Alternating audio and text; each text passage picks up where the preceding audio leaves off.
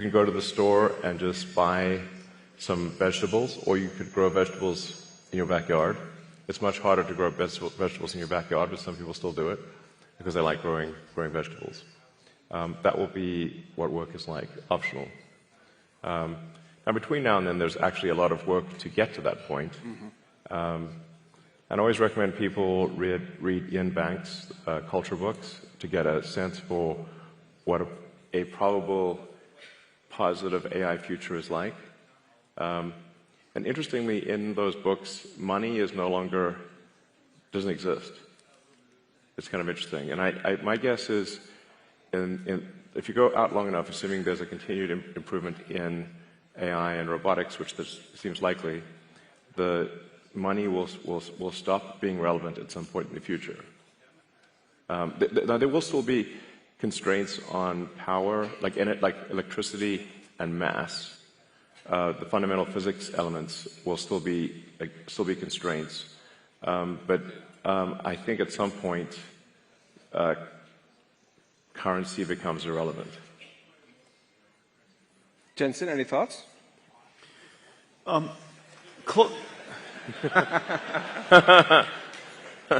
the way, the Nvidia earnings call is later today. And by the way, since currency is relevant. Cheers. Elon just wants to share with you some breaking news.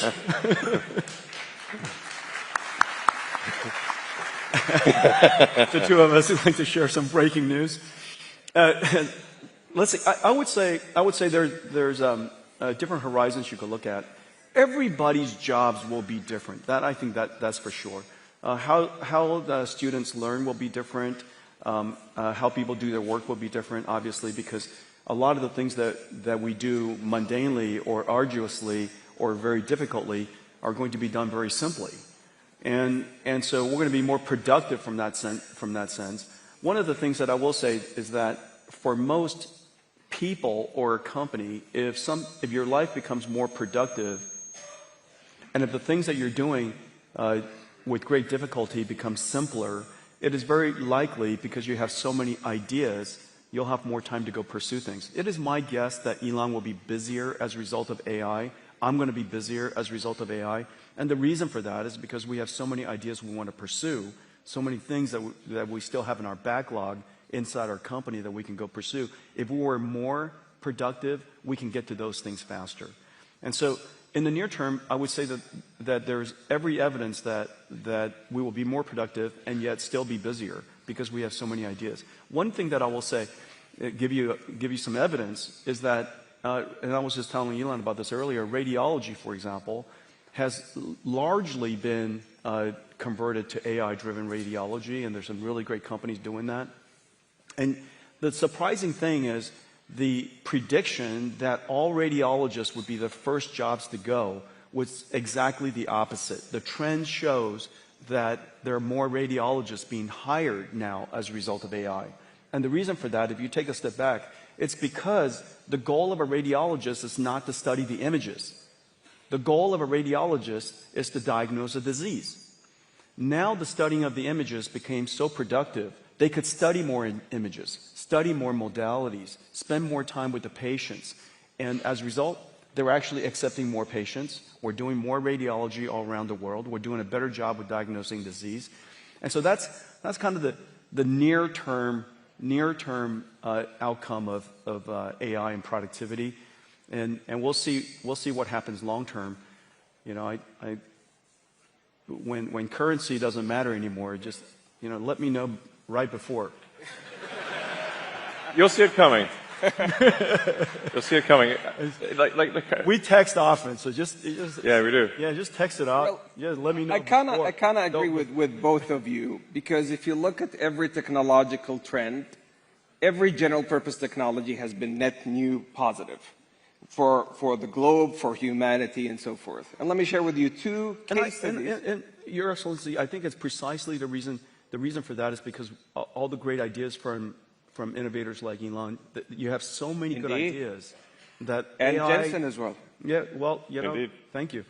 So let me share with you two stories from two Saudi innovators in collaboration with a lot of the great work that Nvidia does, that Grok does.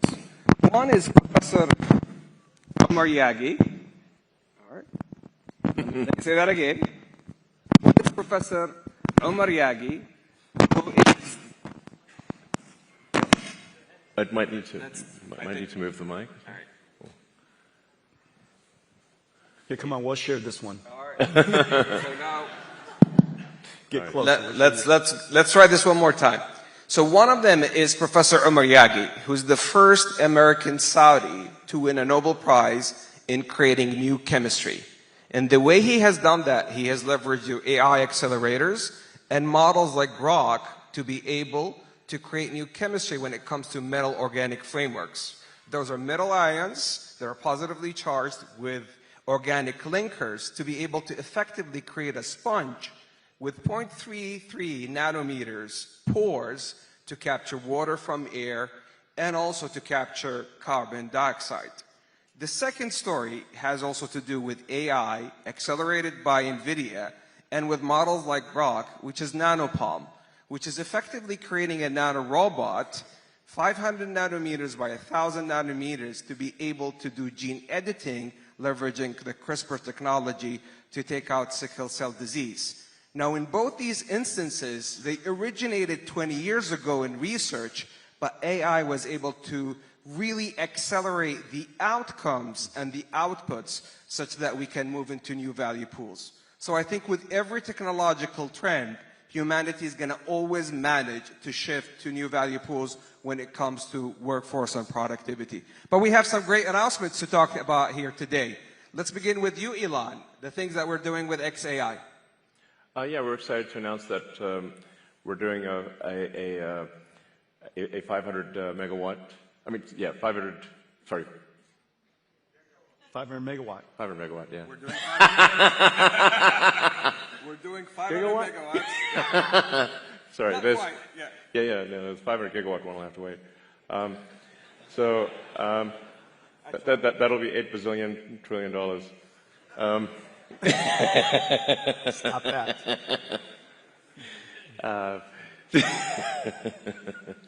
So yeah, we're doing a XAI, and the Kingdom of Saudi Arabia are doing a Humane, 500 megawatts, starting with 50 megawatts phase one, and we're doing it with Nvidia. Yeah. Congratulations to the Humane team, to Tarek and team, such a fantastic job. Jensen, I think we're also doing some great announcements this week. We are? Yeah. We're announcing all kinds of things. Our partnership with Humane is going incredibly well. First of all, we work together to get this company started and off the ground, and just got an incredible customer with Elon. Could you imagine a startup company, approximately $0 billion in revenues, now going to build a data center for Elon? 500 megawatts is gigantic. This company is off the charts right away. In addition to that, we're working AWS, as you know, is also Congratulations to the Humane team with AWS, starting with 100 megawatts with a gigawatt ambition and counting. So AWS is also coming to Humane. We're working with Humane on Omniverse digital twins.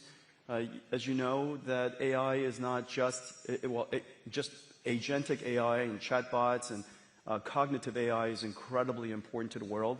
But AI applies to everything: chemicals and proteins and genes and physics and fluid dynamics and particles, and of course robotics and activation. And we created this world called Omniverse, where robots can learn how to be good robots. And it's physically based, it obeys the laws of physics, and so robots can learn in these environments. And we're working with Humane to apply Omniverse to all kinds of digital factories and robotics and warehouses and things like that.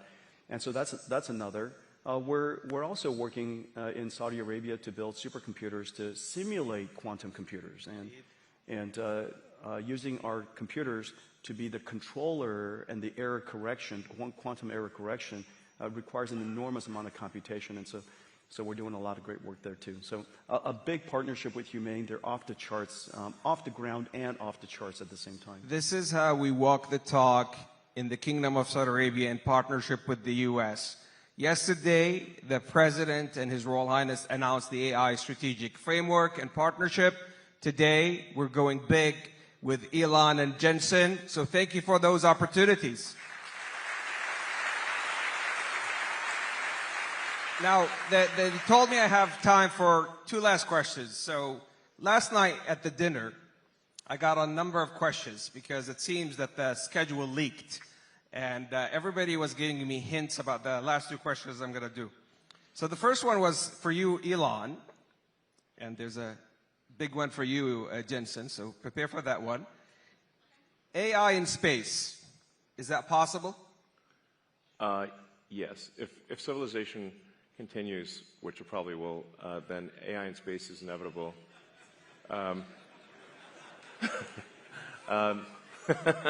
You know, I always have to like preface that, you know.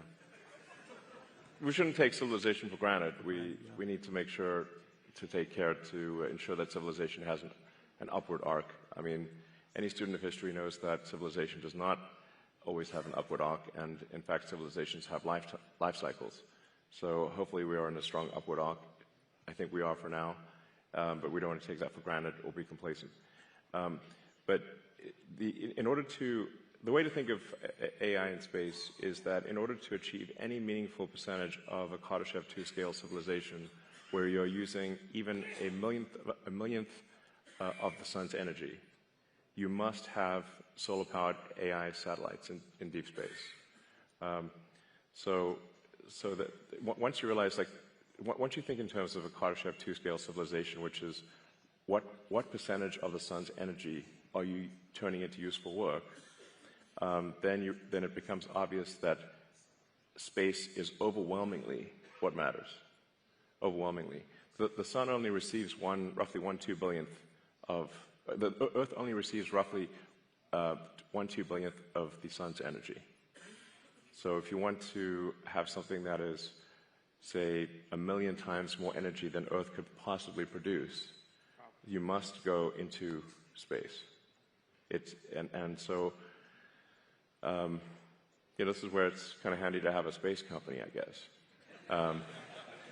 Sell the book. Easier to cool chips in space, too. Yes. Easier to cool chips in space. Yeah. Yes, there's definitely no water in space, so you're going to have to do something that doesn't involve water. Just hang out. Well, you just got to radiate. That's right. So my estimate is that actually that the cost of electricity, like the cost effectiveness of AI in space will be overwhelmingly better than AI on the ground. So long before you exhaust potential energy sources on Earth, long before, meaning like I think even perhaps in the 4 or 5 year time frame, the lowest cost way to do AI compute will be with solar-powered AI satellites. So I'd say not more than 5 years from now. Wow. And just look at the supercomputers we're building together. Let's say each one of the racks is 2 tons. Out of that 2 tons, 1.95 of it is probably for cooling. Right. Oh, yeah. Just imagine how tiny that little supercomputer is, right? Each one of these GB300 racks will just be a little tiny thing. And just electricity generation is already becoming a challenge. So if you start doing any kind of scaling for both electricity generation and cooling, you realize, okay, space is incredibly compelling. So, like, let's say you wanted to do, I don't know, 200 or 300 gigawatts per year of AI compute. Yeah. It's very difficult to do that on Earth. So the U.S. average electricity usage, last time I checked, was around 460 gigawatts per year average usage. So something like, say, at 300, if you're doing 300 gigawatts a year, that would be like 2/3 of U.S. electricity production per year. Yeah. There's no way you're building power plants at that level. And then if you take it up to, say, a terawatt per year, impossible. Yeah. Like, you have to do that in space. There just is no way to do a terawatt per year on Earth.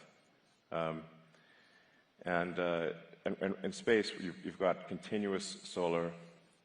You've got you actually don't need batteries because it's always sunny in space. That's right, exactly. And the solar panels actually become cheaper because you don't need glass or framing, and the cooling is just radiative. So that's why I think That's the dream. yes. That's the dream. So Jensen, everybody last night was asking me, and I'm mindful it's earnings call for you today. So I'm going to say this delicately. Everybody has been asking me to ask you, are we going to have an AI bubble? That's the last question. All right, no. All right, let me just tell you what we see. Okay, so I think it's really important when you look at what's happening around the world and go back to first principles of what's happening in computer science and computing. There are three things that's happening. The first thing is that we all know that Moore's law has run its course, and the amount of demand for computing versus the amount of computation we can get out of general purpose computing is really challenging. And so the world's been moving to accelerated computing for some time. We've been pushing this now for over 20 years. Let me give you one statistic. I was just at supercomputing. 6 years ago, CPUs were 90% of the world's supercomputers, top 500 supercomputers. 6 years ago. This year, less than 15%. Went from 90% to 10%, and meanwhile, accelerated computing went from the other way, 10% to now 90%. Okay, so you're seeing that inflection point, the transition in high-performance computing from general-purpose computing to accelerated computing. Well, one of the most data-intensive, one of the most intensive computation things that the world does in cloud is data processing. Several $100 billion of computation is done on just raw data processing. It had nothing to do with AI. Just SQL processing, data frames, everybody's names, address, their sex, their age, where they live, how much money they make. All of that sits into a data frame, and that data frame drives the world today, whether it's in banking or whether it's in credit cards or, of course, e-commerce and everything from ad recommendation. And everything is driven off of that data frame. That data frame costs hundreds of billions of dollars to go compute. And so that's the number one thing, end of Moore's law. The second thing is generative AI. What the most important application of the last 15 years is called REXs, recommender systems.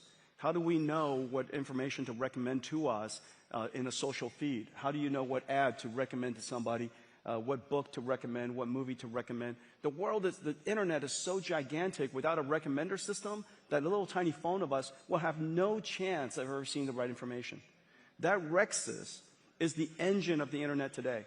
That's going generative AI. It used to be running on CPUs, now it runs on GPUs. Which then says the third thing, if you just look at those two applications, many of the internet companies can build an enormous number of GPU supercomputers just doing that. Of course, then it creates the third opportunity on top of it, which is agentic AI. This is Grok, and this is OpenAI, this is Anthropic, this is Gemini. Agentic AI sits on top of that. But don't forget to think about what is happening underneath what everybody sees as AI today. There's a whole movement of computing from general purpose computing to accelerated computing. And that, if you take that into consideration, you'll come to the conclusion that, in fact, what is left over to fuel that revolutionary agentic AI is not only substantially less than you thought, and all of it justified. Well, I was just informed by the team that my boss and your bosses is going to talk next, the Honorable President and His Royal Highness the Crown Prince, and hence we ran out of time. But in essence, this is so much love for you, Elon and Jensen. But this, in essence, is a 92 alliance that shifted from energy to digital to the intelligence age, powered by pioneers such as Elon and Jensen, to serve humanity and create on a net new basis new economies, new jobs, and a better future for humanity, powered by the Kingdom of Saudi Arabia and the United States. Thank you for a lifetime partnership and friendship. Thank you, Elon. Thank you, Jensen. Thank you.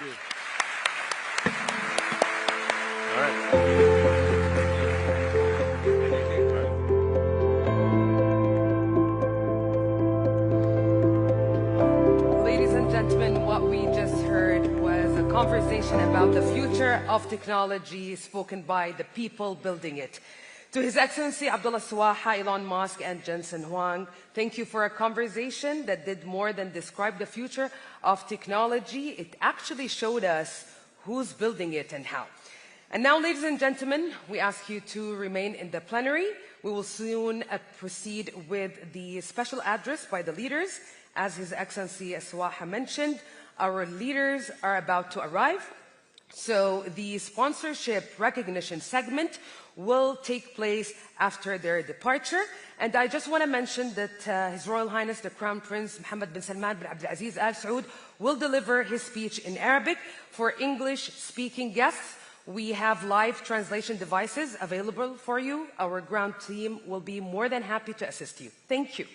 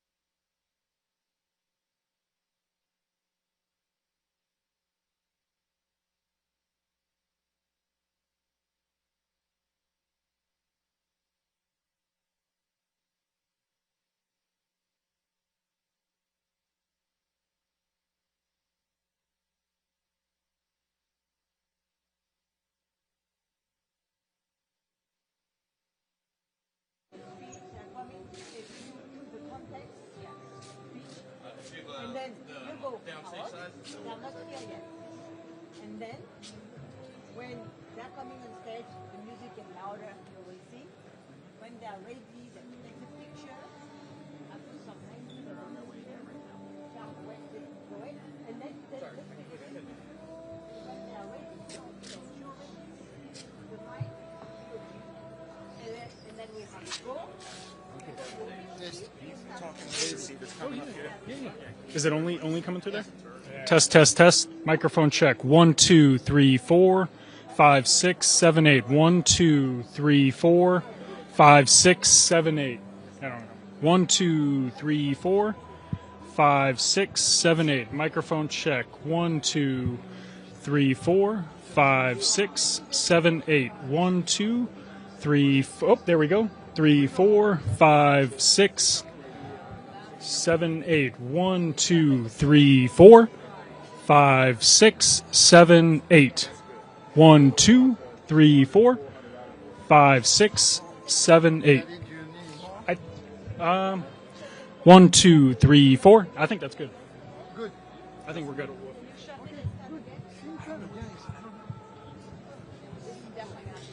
just skip to a new song. So can you go to the next song? They're on their way. Oh, am I in your way?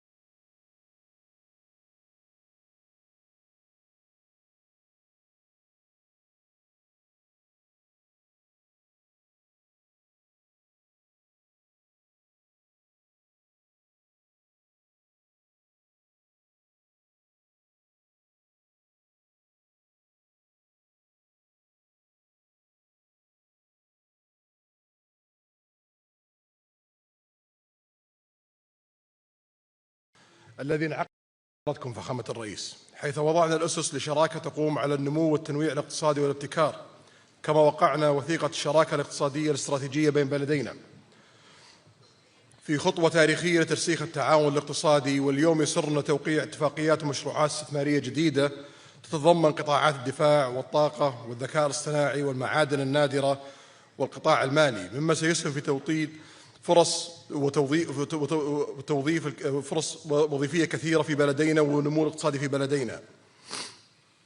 ونتطلع إلى أن يسهم هذا المنتدى لتعزيز العلاقة التاريخية وتطوير مسار الاستثمار بين بلدينا بما يواكب طموحاتنا، وادعوكم إلى اغتنام الفرص الجاذبة التي توفرها الشراكة السعودية الأمريكية. واشكر فخامتكم على اهتمامكم بتعزيز الشراكة الاقتصادية، والتي نثق أنها ستشهد نمو غير مسبوق خلال السنوات القادمة. شكرا فخامتكم.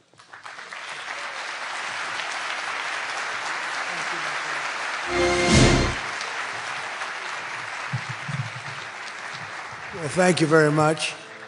And it's great to be here today at the U.S. Saudi Investment Forum. Great group of people. The biggest, you got the biggest in the room.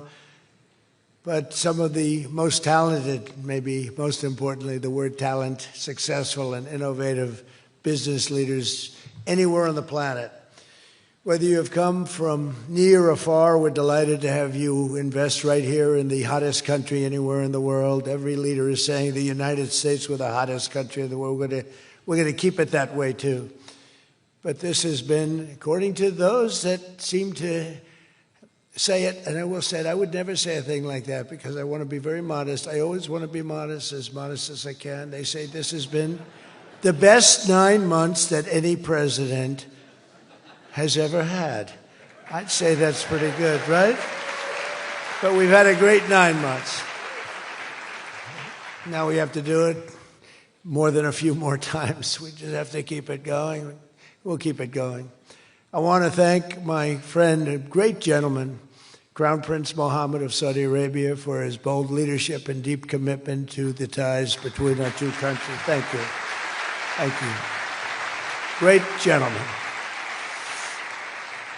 Yesterday, we had a phenomenal visit at the White House celebrating the 80-year bond between the United States and Saudi Arabia. We ended with an unbelievable show last night in a room that was far too small, but the next time you're here, you'll have a much bigger room. It's going to be much bigger.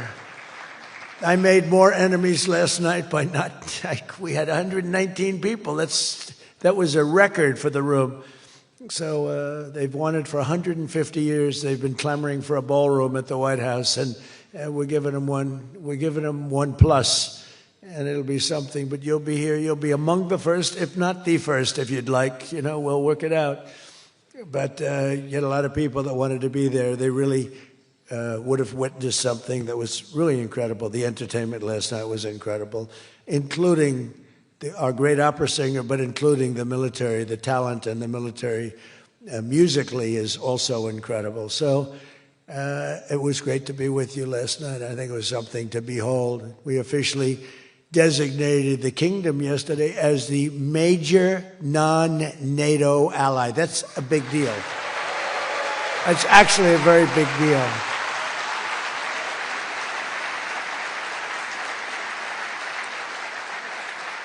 Great honor. That happens seldom, very seldom, if at all. So I just want to congratulate you on that. That's a sign of trust. We signed a historic strategic defense agreement yesterday also, and that's something that is likewise very rare, and it's a very honored company that you're in. And we're going to be selling Saudi Arabia some of the greatest military equipment ever built.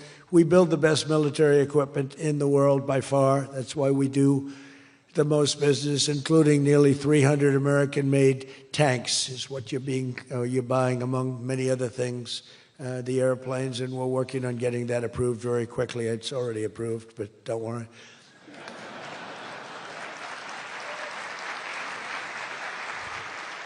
We have to go through a process. The process will take, Elon knows, the process will take about, would you say 24 hours? I think so. You're in good shape, very good shape. The partnership between our two nations is among the most consequential in the entire world, and together the Crown Prince and I are making an alliance stronger and more powerful than it's ever been before. We've had good relationships and frankly not good. You didn't have a good relationship with Barack Hussein Obama. You didn't have a good relationship with Sleepy Joe Biden. But you had a great relationship with me, and now it's as good as it was, and probably even better if you think about it, because we took the dark cloud away from your country. It was called Iran and its nuclear capability, and we obliterated that very quickly and strongly and powerfully. But that was a real cloud over the whole Middle East, and now they want to make a deal. They want to make a deal. They want to see if they can work out a deal with us, and we'll be doing that probably. But that was a terrible cloud that you had to live with for a long time. 22 years they were thinking about doing that, the B-2s. That was even before the B-2s. Those B-2s, what machines they were, they flew in, they were undetectable, and they dropped their payload, and every single bomb hit its exact mark, which was a shaft going deep into the mountain. And every single one of them hit, and it was total obliteration. And then I was criticized by some of the fake news for saying the word obliteration was too strong, perhaps. They had no idea. Nobody saw it. 3 days later, when the Atomic Energy Commission went, they said it was total obliteration, beyond obliteration, they said. But they want to make a deal. We'll see what happens. This week, our countries also signed groundbreaking agreements on civil nuclear energy, critical minerals, and artificial intelligence. And I want to congratulate a lot of the great American leaders, business leaders that are in the room. And you'll do a great job for Saudi Arabia and for a lot of other people in the room that are buying your product, taking your product, and using your product. All of that is in addition to the $600 billion investment in the United States that Saudi Arabia announced during my unforgettable visit there last spring. Well, I said, could you try and get that up to $1 trillion? And yesterday, the Crown Prince announced that the number that they'll be investing in the United States is $1 trillion. So that's really an honor.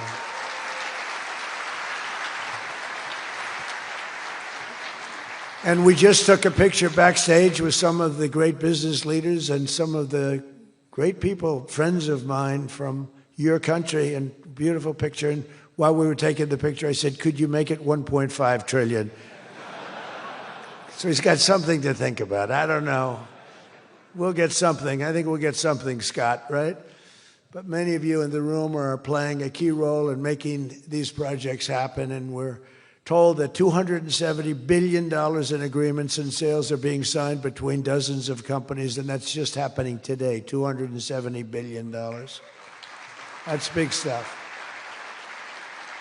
So on behalf of the thousands of American workers who I care about most, I want to thank you for bringing all those jobs and all those great opportunities to America and bringing great wealth to America. We've become a very wealthy country. We have a couple of little things. We're waiting for a decision. We hope that's going to be good, but if it's not, we always find ways, we find ways, but we've done things that nobody thought were possible, and we're taking in trillions and trillions of dollars. Tariffs have been, frankly, the best thing that's ever happened to our country. They've always been used against us, and we never had people that were smart enough to use them in the opposite direction.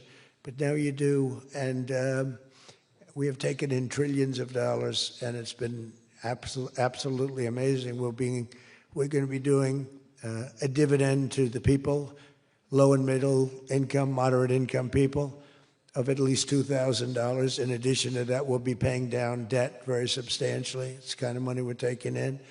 And really, countries that took advantage of us are no longer taking advantage of us.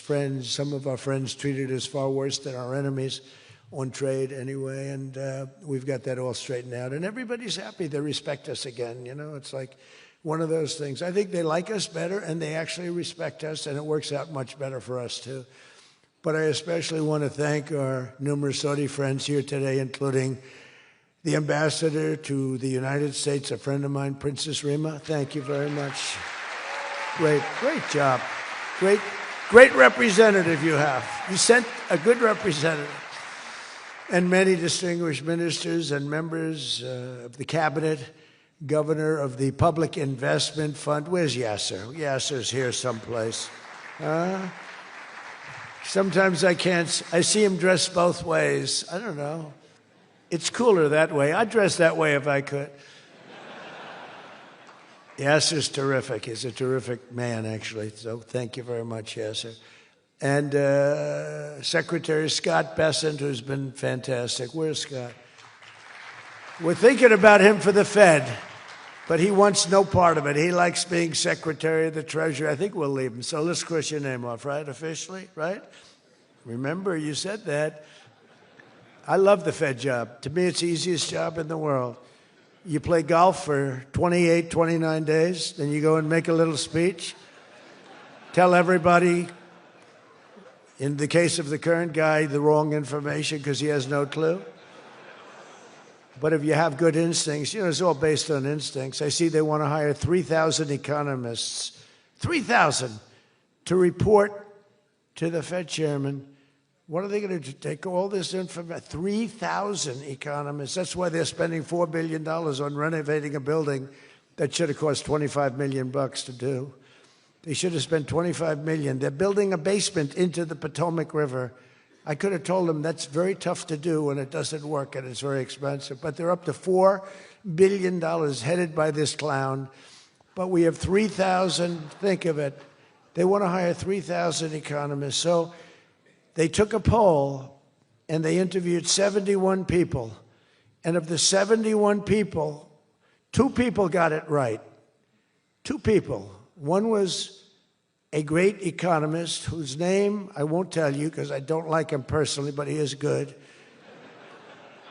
And the other one that got it the most right was a man named President Donald J. Trump. Do you believe it? Everyone else was wrong. And I didn't have an economist. Well, I had Scott. But we got it right, didn't we? Huh? We got everything right. Doug Burgum, where's Doug? Will you please drill a little bit faster?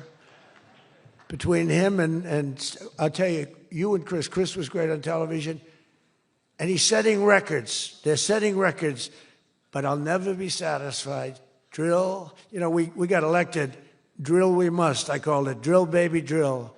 Con Edison, a great utility from New York many years ago, they used to have a sign, drill we must and dig we must. So when they were digging in a road, they'd have a sign, dig we must. Well, now we're putting those utilities to shame because I'm allowing all of those AI plants that are being built to build their own electric generating force, and they're building them like nobody's ever seen, and they're coming up with ideas and new contraptions like nobody's ever seen. And this way they can't blame me for not producing electric. I said, you produce it yourself. And actually they didn't believe I was saying that because nobody ever thought of a thing like that. They're building a massive plant. They were going to hook it up to a 200-year-old grid. And you know that wasn't going to work because there's no way of doing that. No way we could have done that. And I had the idea. This was my idea, approved by a couple of people. I said, why wouldn't that happen? They're building a plant for $50 billion. You know, if you build a shopping center for $50 million, it's okay. It's not a bad shopping center. $500 million, you're talking about top of the line. $50 billion. So when it was first explained they're spending $50 billion, I said, no, you mean 50 million. No, sir, we mean 50 billion. And then I saw some of them that were the size of Manhattan. I said, they did mean 50 billion. And I said, well, what you're going to do is with that, how would you like to build your own electric generating plant? And they looked at me like I was crazy because something like that, they really didn't understand it. The smart guys, they didn't understand it. They said to me at the next meeting, sir, the biggest problem we have will be electricity. I said, you don't understand. I told you last week, you're going to build your own. I'm giving you approval to build your own plant, and you will be approved within a period of 2 to 3 weeks. It used to take 20 years prior to termination. In other words, you would wait 20 years and you wouldn't make it. You'd be voted down 5 to 4. I said, we're getting you approved in a 2-week, 3-week period. In fact, Lee Zeldin, one of the superstars of this administration, I said, Lee, if it's oil and gas, get them approved in 2 weeks. If it's nuclear, add another week. Because some are going nuclear, and they're doing, be careful. They better be careful, but they are going to be careful. They're the greatest people in the world. So now they come back and they actually believed it, and now they're being approved rapidly, and we have things being built, the likes of which nobody's ever seen. We're leading China by a lot in AI, and we're also bringing auto plants in from Canada and from Mexico. They took them, and they're all coming back. They're all coming back because of tariffs. If we didn't have tariffs, I mean, they like the fact that we won the election by a landslide on November 5th. That helped. But they're all coming back, and they're coming back from Germany and Japan. Toyota just announced, as you know, $10 billion worth of new plants. They just announced it last week I went to various countries, and Japan was one of them. And Toyota's coming in with a $10 billion investment in 4 or 5 plants. Now, we're going to be more advanced than we were. So we led the car industry like 100% 50 years ago. We led the chip industry 30, 40 years ago. We had 100%. Then people came in and started taking it. I don't blame them, Taiwan, et cetera. They took 100% because we had no president that protected our industry. If we would have said, it's wonderful that you're going to Taiwan, we think it's great, but when you sell your product back into this country, there will be a 250% tariff. Nobody would have left. Nobody would have left. And Intel would have been a giant. Intel would have been, where's Jensen? Intel would have blown, well, he now owns a big chunk of Intel. He's got it figured all different ways. Where are you, Jensen? Stand up. You have done such a good job. And you had a good 2 days, I understand, right? A good 2 days. How's Blackwell doing, okay? Any recent competitors? Anybody going to blow Blackwell away in the next week? They say 10 years. I don't know, maybe 2 years, 3 years. But you will not be stopping there. You'll be going further fast, right? An amazing job you've done. I want to thank Howard Lutnick and Christy Noem for being here. Christy, Howard, good job. Really good job. My daughter Tiffany's here with her great husband, Michael. Thank you very much, Tiffany. Thank you, honey. She was a great student. She went to Georgetown. She was a great, great student, and she finished really right at the top, and we were proud of you. And she was so proud, and her graduation got canceled because of COVID. But I say if her name were something else, they probably wouldn't have canceled it. They didn't like that she did so well in school. They weren't happy about it. I say they canceled your graduation because you were a great student, and they didn't want, but other than that, I have no problems. You see, I don't take anything personally. Anyway, great job. And of course, hundreds of the top minds in technology, finance, and private enterprise from both Saudi Arabia and the United States. But my message to all of the leaders and investors with us today, and they are the best in the world, is very simple. Under the Trump administration, America is back and America is open for business. And America is actually stronger than it's ever been before, ever. We rebuilt the military in my first term. Foolishly, we gave a little bit to Afghanistan, but not very much compared to what we built. But now we're building it at levels that we've never done before. And in addition to that, we're sending a lot out to our allies, and we're making it possible for them to get it. I want those companies to build more plants, to build it faster. We want them to build it faster. The biggest problem we have is we have a backlog because it's so good. Every country wants our missiles, our jets. They want everything we have, and we got to go faster. We just have a new plane, the F-47. It won a very strong competition. It's the newest, and that was won by Boeing. By the way, Boeing is doing an amazing job of coming back. Kelly is doing a great job. They're really moving, and it's really great to see. But they won the competition for the jet fighter, and they say it reaches levels that has never been reached, both in terms of stealth and speed and everything else that they go by. So they're just completing their factory, and they've already started work on the F-47. How did that number get chosen? I don't know, but I didn't pick it. I did not pick it. It was said, sir, we'd like to present you with the F-47. I said, that's an unusual number. How did you pick that number? After 4 years of economic nightmares under the previous regime, sleepy Joe Biden, he was a sleepy guy, wasn't he? Think he would have been here today? I don't think so. Americans have rejected the failed, and they were really failed, far left models that you were looking at of high taxes and massive spending, soaring costs, crushing regulations, and trillions of dollars in green new scams. Everything was a new scam, green, green, green. Look, I'm all for the environmental everything.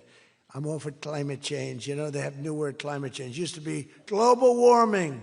It's global warming. Well, that didn't work because it started coming down.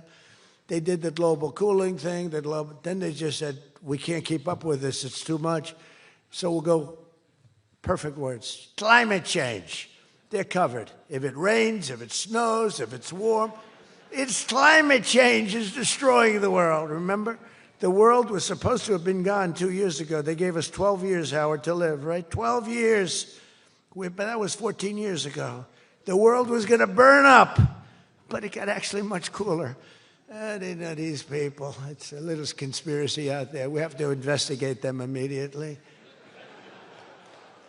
They probably are being investigated. Their policies punished success, rewarded failure, and produced disaster, including the worst inflation in our country's history. We had the worst inflation in history, and now we have a beautiful, normal inflation. It's going to come down over the next few months a little bit more, but we have a nice, normal inflation. We had the highest inflation in the history of our country. 9 months ago, our country was dead. But now America is the hottest country anywhere in the world. We're the hottest country. I don't care what country you're with. America is the hottest country considered. And we did this in a period of 9 months. We're a little longer than that, but it took me about 2 weeks to get started. We're rewarding those who build and create, invent, and invest in the USA. And you know, our tax, our big, I call it the great big beautiful bill. It's the biggest bill ever passed in the history of Congress. And Scott and I and all of us, we sat down and we said, let's do it, along with the Speaker and John Thune and everybody, said, let's do it all in one bill. And a lot of people were totally, they said, you'll never get it approved. And we didn't have a huge majority. We had a huge presidential win. We won everything. We won all 7 swing states. We won the popular vote by millions. We won everything.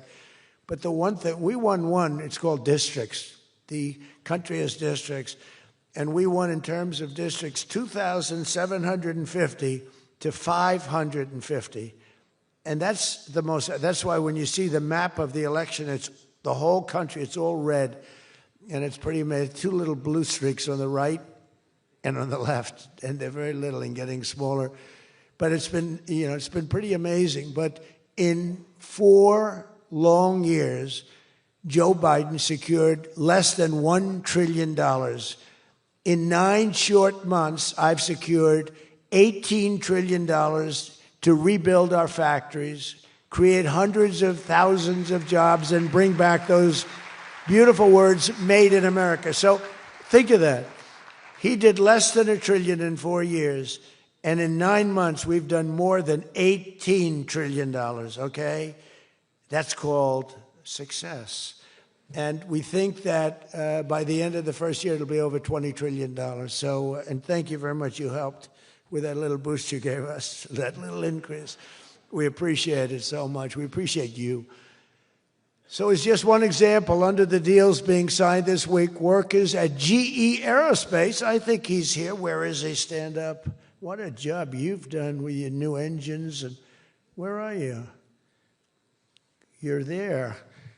It's not a very good location for you. I thought you have been amazing. Great new engine that's supposed to be more efficient, more powerful, and less costly. That's not a bad combination. But GE Aerospace will soon be delivering dozens of new airplane engines for 787 Dreamliners in Saudi Arabia's commercial fleet. Big order. It was a big order just secured. Every new job and every new factory created by these announcements builds up our middle class and strengthens, it really strengthens the industrial backbone of America. And, you know, I view it differently. I used to view it as it's great, great, great. The stock goes up. I view it, everything is jobs now because I don't care. I care about jobs. And we have more jobs. It was just announced. We have more jobs right now than we've ever had in the history of our country. Those are big numbers. You know, it's like crazy. It's just a great stat. More jobs today than we've ever had in the history of our country. And we're going to be producing a lot more are coming. In my first term, we built the greatest economy in the history of the world, and now we're do it again. But this is really bigger and better and stronger. The first term, we had what was considered the best economy that any president has ever had. That's nice. And we got hit with COVID, remember? And we did a great job with COVID, but that was a horrible thing for the whole world. The whole world suffered. Your country suffered. Everybody suffered. And despite that, we had the greatest economy. And before that, forget it. We blew it off the charts. I'll never forget, I met with pollsters the day before I got the news about COVID. But I met with 2 pollsters because we were starting to think about the next election. They said, sir, if George Washington and Abraham Lincoln came back from the dead and they aligned and they went for the president, vice president as a combination, you'd be beating them by 25 points. And then the next day I was told that something strange is happening. There's a lot of death being reported in a certain country. I won't tell you which one because that country is well represented here. But you know which one. And thousands and thousands of people are dying. And I said, that's strange. What would that be? And it turned out to be a disaster for the world. There's, you know, like nothing has been seen like that since 1917. I always thought that when I heard, you know, pandemic or anything you want to call it, but I always thought that was like an ancient phenomena, that could never happen in modern times, but it did. But we did a great job with all of the things that we did with the vaccines, with the so many of the drugs that we came up with, making you better. Regeneron, as an example. Regeneron was fantastic. I give them great credit for what they did. But we did great, and then we started doing the gowns and the masks and the goggles and the ventilators. We were sending ventilators all over the world. We became the king of ventilators. But what a period of time that was for all of us. But despite that, we had the greatest economy in the history of our we had the greatest economy in the history of the world. And I'll tell you, it was an amazing time. But this looks like it's going to be blowing it away, because when these plants, which are being built now, and many are going to be started very shortly, many, but when they open, we're going to see numbers the likes of which nobody's ever seen before. And, you know, in some cases, you're building extremely complex plants. You're building plants to make computers and to make telephones, to make a lot of different things, missiles. But you're building plants that make things that are very, very detailed, and you have to have great knowledge. And you're coming here and you find, if we don't have people that did that before, we are allowing you, and I may take a little heat. I always take a little heat from my people, the people that love me and the people that I love. They happen to be toward the right of center, toward the right. Sometimes they're way right. But if you have to bring people to get those plants opened, we want you to do that, and we want those people to teach our people how to make computer chips and how to make other things. You can't come in, and I'm explaining, you can't come in, open up a massive computer chip factory for billions and billions of dollars like is being done in Arizona, and think you're going to hire people off an unemployment line to run it. They're going to have to bring thousands of people with them, and I'm going to welcome those people. Now, I love my conservative friends. I love MAGA, but this is MAGA.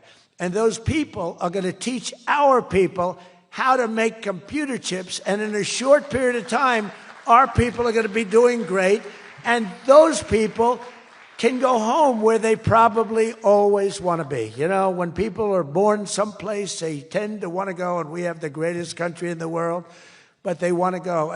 But they're going to do. We had one case in Georgia where a battery factory, batteries are very dangerous to make. They're complex, much more complex than people understand. And they spent $1 billion to build a factory, and they were told to get out.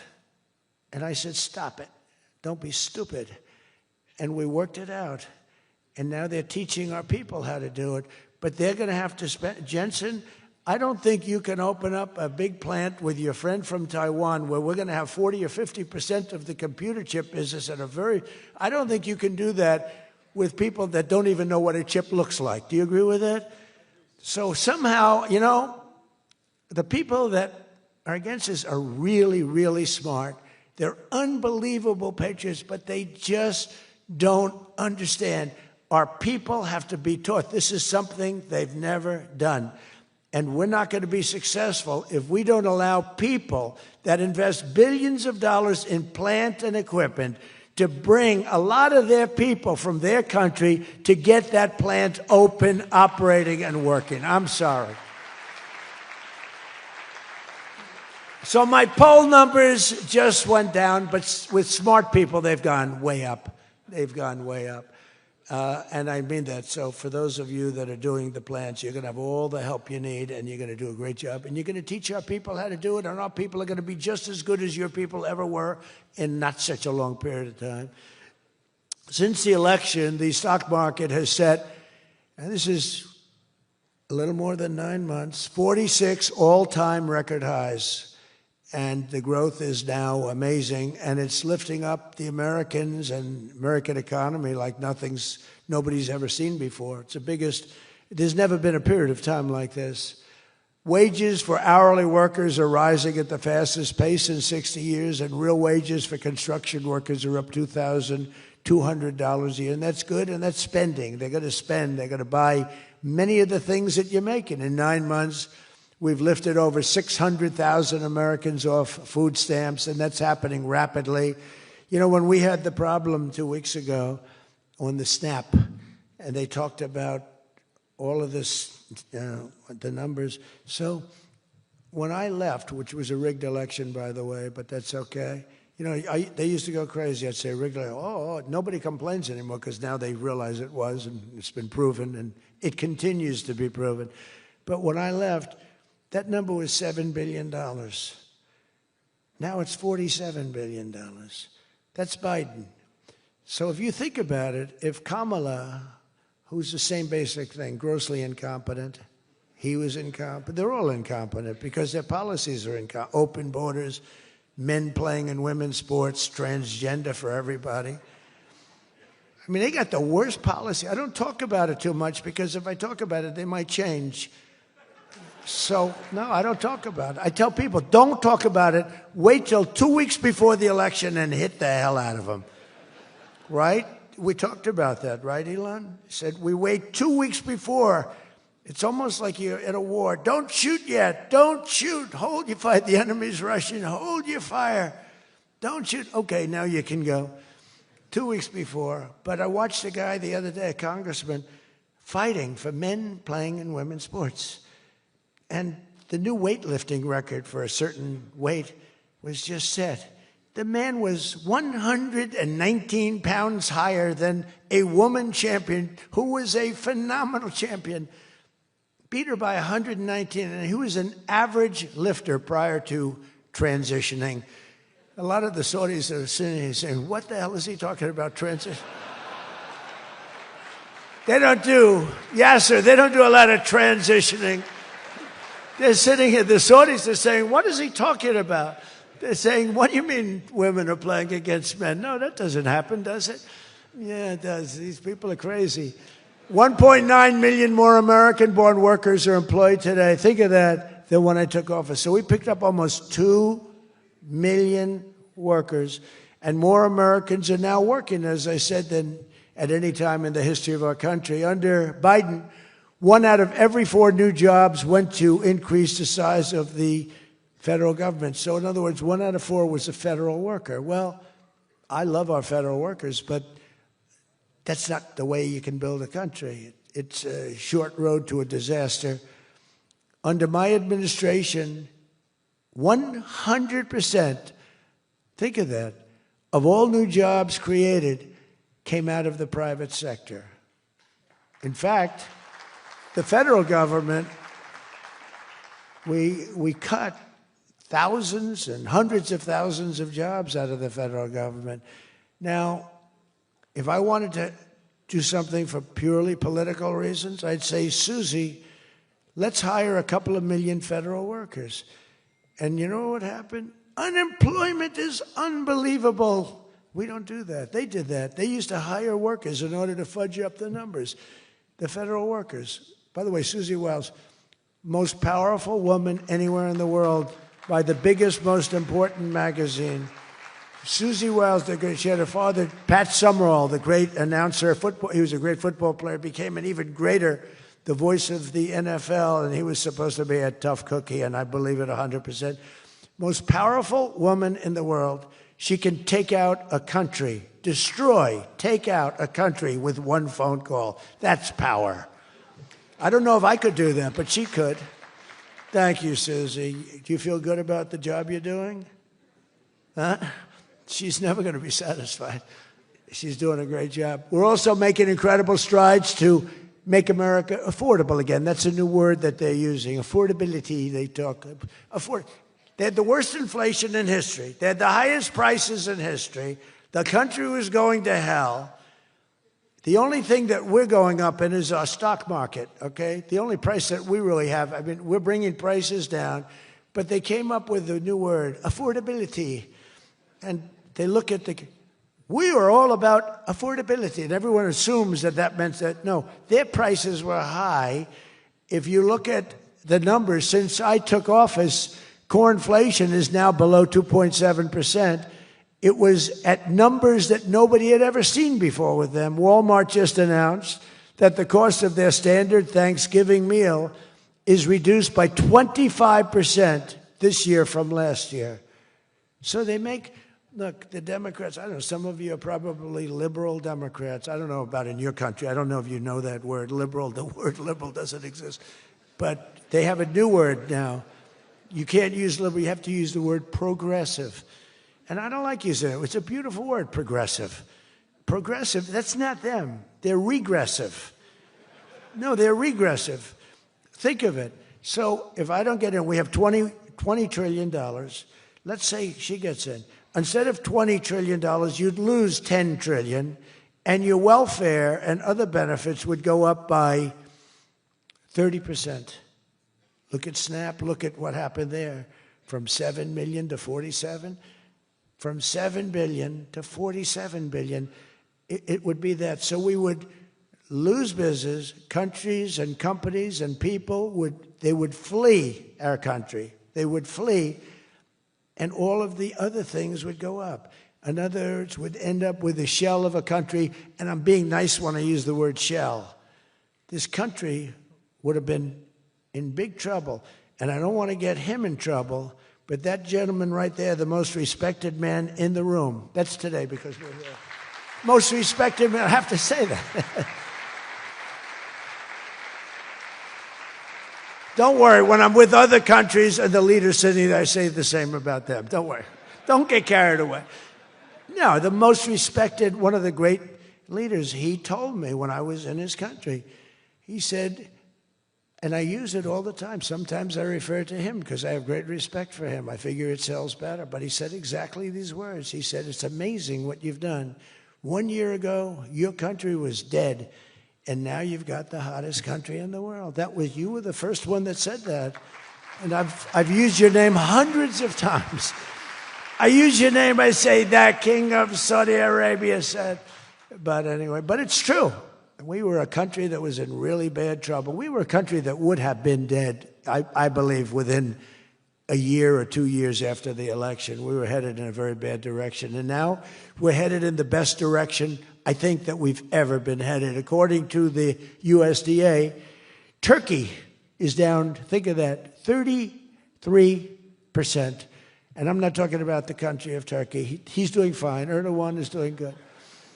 Just want to, I don't want him calling me. I'm not down 33%. He's a friend of ours. We got to take care of our friends. Since March, egg prices are down 86%. Think of 86%. Many other prices are down in a similar number. When I first came into office, my first 3 days, I had a news conference, And they started screaming at me. Those people, that's a lot of people back there. Look at all the fake news. They started screaming at me, eggs, eggs. I didn't know anything about it. I said, what's going on with eggs? They're up quadruple. I said, I've only been here for 3 days. And we'll work on it. And we got them down very substantially. They said, don't buy eggs for Easter. At the White House, we have an Easter egg hunt. We buy thousands of eggs. People come from all over, thousands.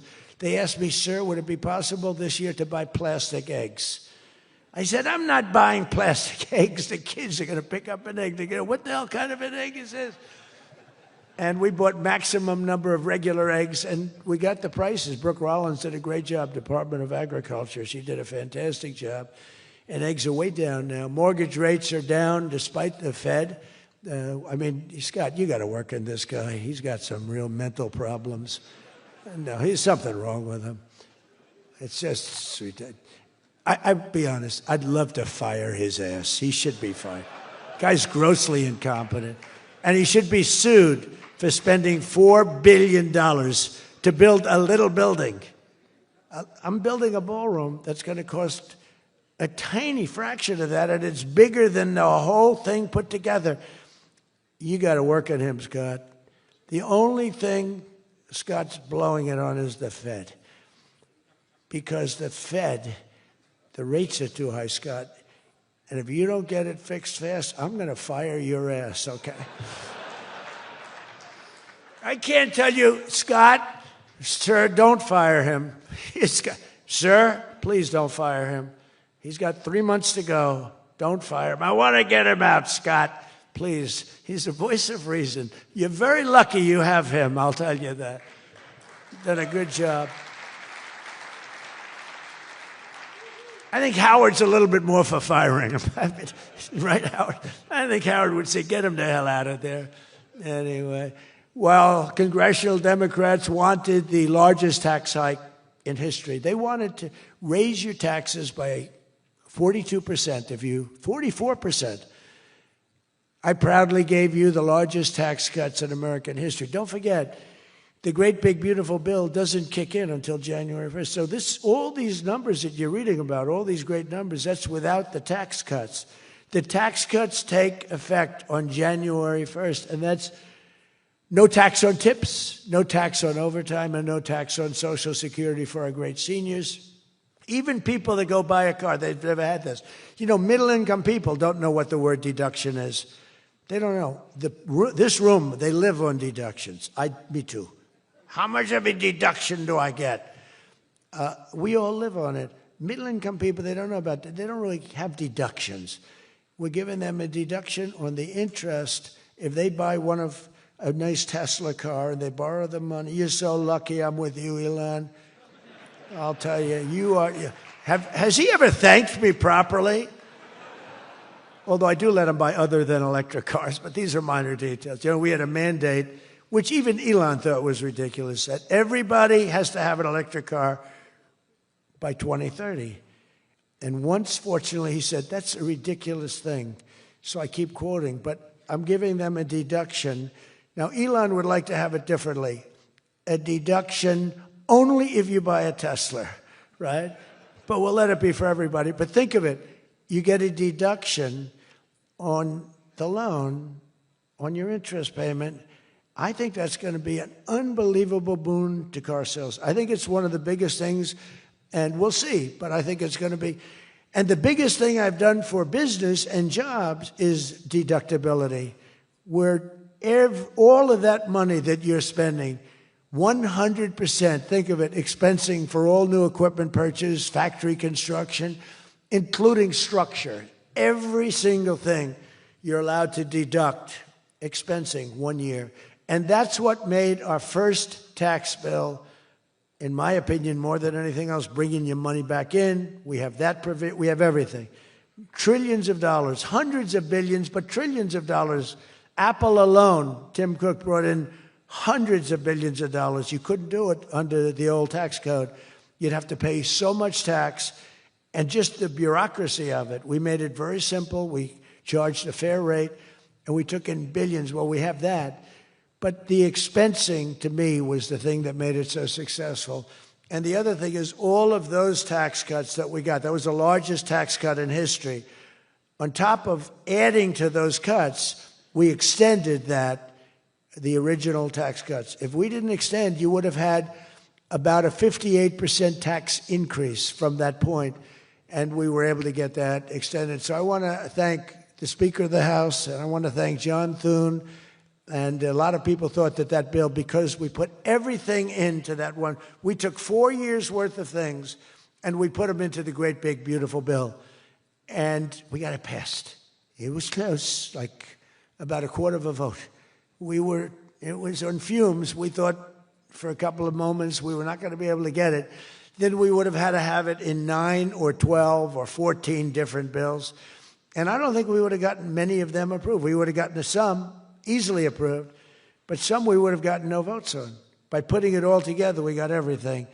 And it was a great job, and I think someday it's going to be appreciated. But among other things, it's the biggest tax cut in history for people and for businesses. So just enjoy it, and think of me every once in a while when you're hiring new people and making a lot of money. You just think about us.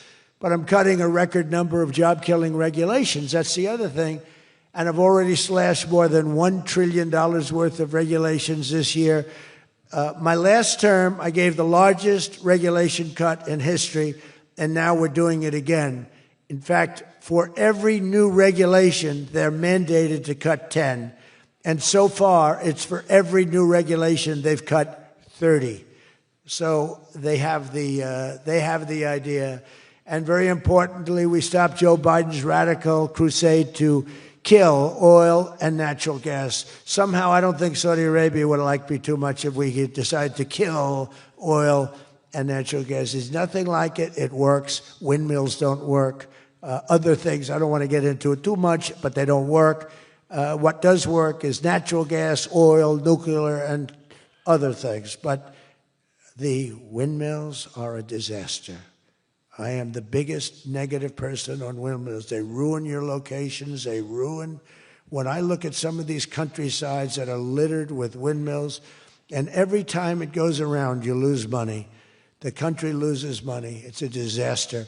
And I just hope that some of these countries that are losing their ass, we have countries that are going bankrupt because they're putting windmills all over the place. You're supposed to make money with energy, not lose money with energy. And we talk about oil, and we talk even clean, beautiful coal. I said, you're not allowed to mention the word coal unless you precede it by saying clean, beautiful. So I have my people in the office, they're talking about coal, right? And they're going, sir, a clean, beautiful coal is doing very well, sir. And then 2 minutes later, clean, beautiful coal. Then he mentions the third time, sir, coal. No, it's clean and beautiful. Because it needs a public relations help. Coal needs a little help, public relations-wise. So we refer to it as clean, beautiful coal, and it does have its place, that I can tell you. But we're streamlining permitting for all new energy projects, all new mining projects, and what used to take 28 days is now down to very little. But we had times when, not 28 days, we had times when things would take 14, 15, 16, and even 20 years to get approved. We have a maximum day, 28 days. That's the maximum it'll take. It'll never take more. You can come in with $1 trillion factory. You can come in with what it takes, a maximum of. You don't have to go years and years and years, be abused by bureaucracy. If you build a plant now, you're going to have your plant done within 28 days. And a lot of you are all, because I see everyone shaking their head, you're all agreeing. We're getting you approved by very smart people quickly. You know, when you used to walk in with plans done by the best engineers in the world, thousands of pages, and drop them on some guy who's been there for 28 years approving environmental impact statements, and he's looking at pages that he's never seen, and he's supposed to approve it. He has no idea what the hell is in those pages.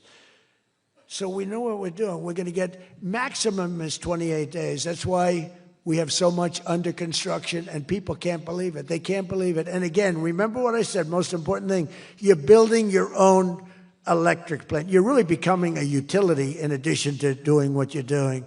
but you're building all of the excess, all of that energy, all of that electricity is being built, and your excess electricity you can sell back to the federal grid. So we even make it there. Under the deals being signed this week, the world's two leading energy superpowers, America and Saudi Arabia, are partnering on energy like we've never partnered before.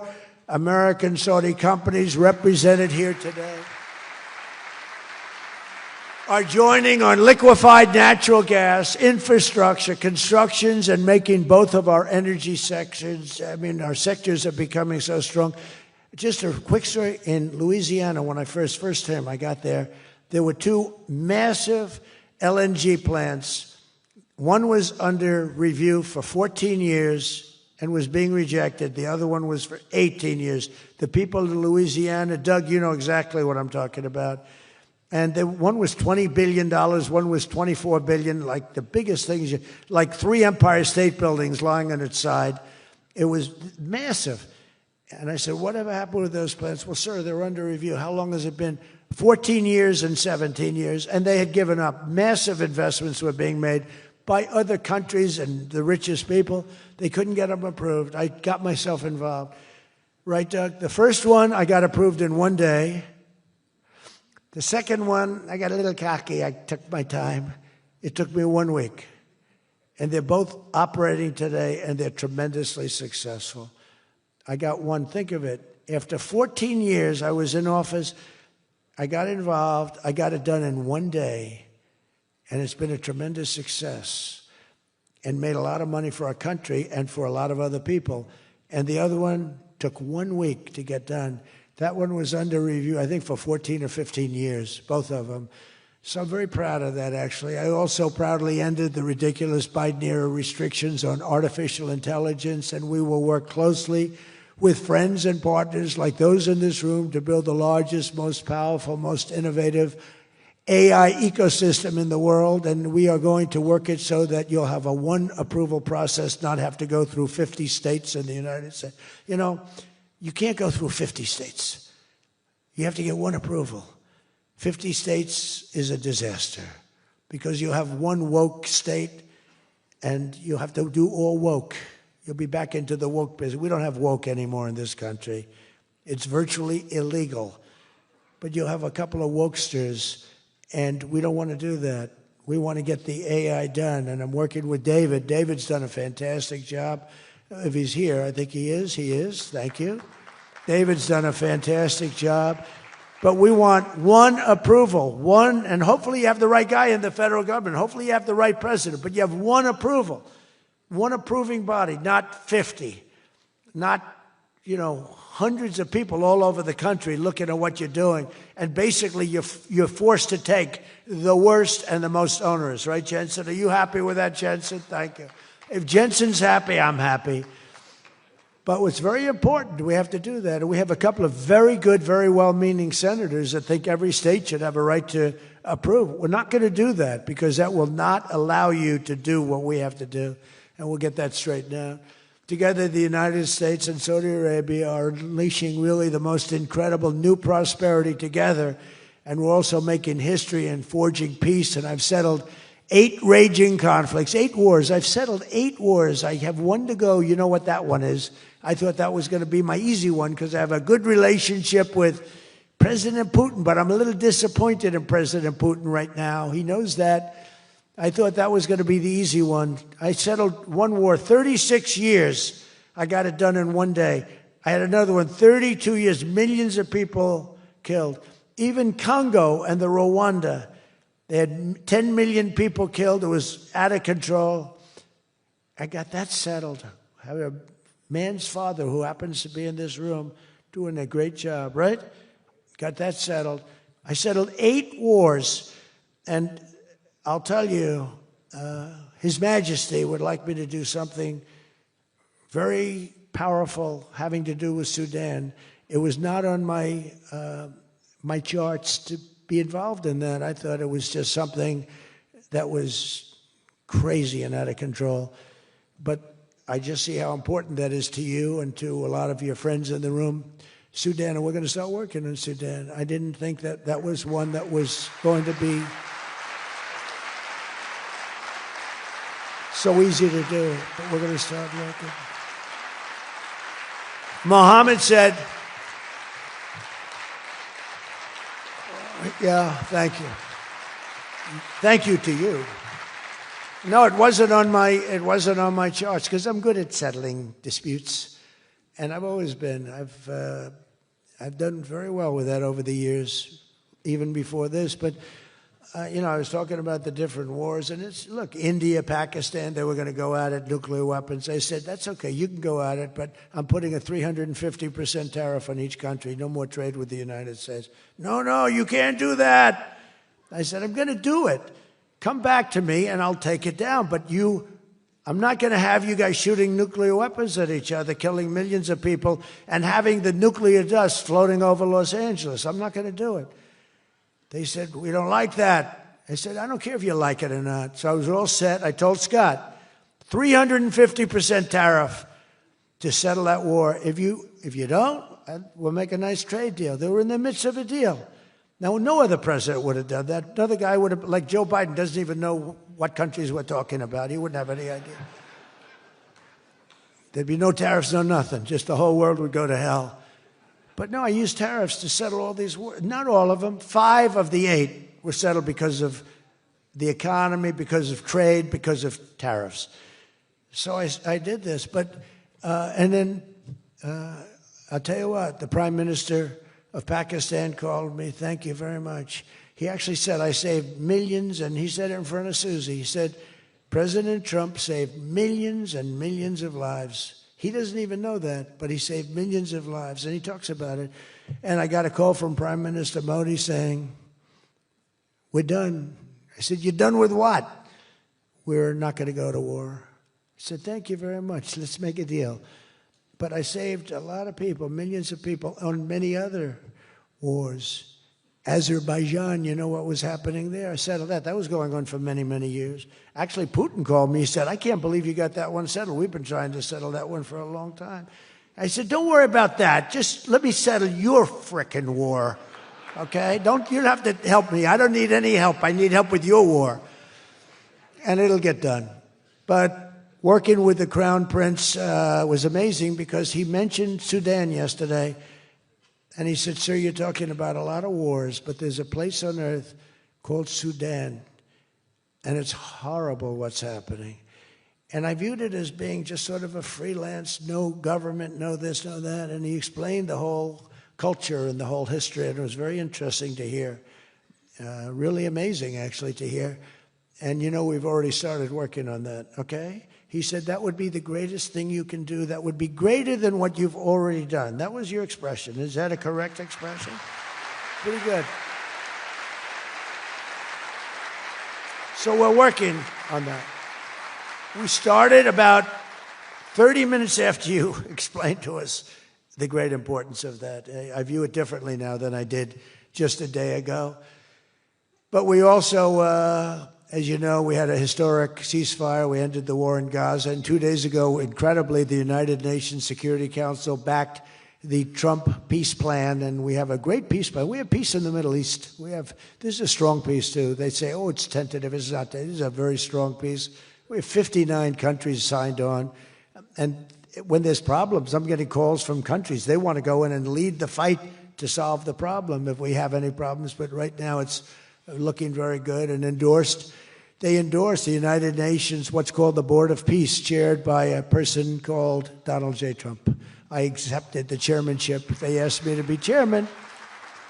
That's what I needed. It's just a little more work, but it's a great honor. That'll be the greatest board ever assembled. Where do you see this board? This board will blow every board away, and I believe we're going to be lucky enough to have the Crown Prince be a very distinguished member of the board.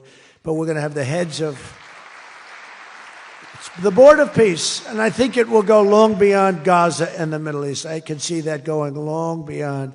There'll never be anything like this in terms of, I know you all have wonderful boards, but this is going to blow it away. It's going to blow them all away, and it's going to do some really good. So in the coming months, the Crown Prince and I are going to ensure that the ceasefire and everything else that's going on that's so positive in the Middle East. Hard to believe. I mean, I've grown up, peace in the Middle East. I used to hear peace, peace, peace in the Middle East but never happened. We have peace in the Middle East. It's an amazing thing. Nobody thought, 3,000 years they talked.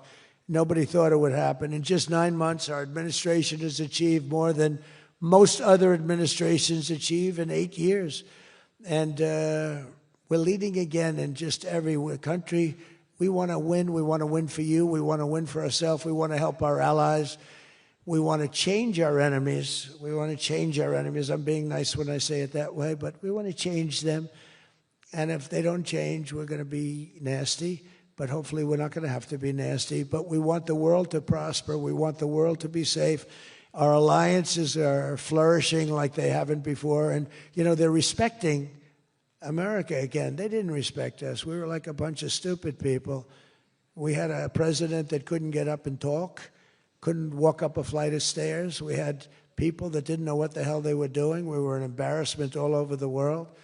But now we have people that are respected at levels that we've never seen before. So I just want to tell you that this is a group that I respect. I read every single name of every single person sitting in each and every seat. And I either know you or I know of you. This is an amazing group of people. And it really is headed by that gentleman sitting right smack center with 2 seats in between him. He wants plenty of room. And he's going to be the king of Saudi Arabia right now. He's the most distinguished gentleman. He's my friend. And thank you very much for what you've done for us, and we will always be with you. Thank you, Mohammed. I appreciate it. Thank you, everybody. Thank you very much. Thank you.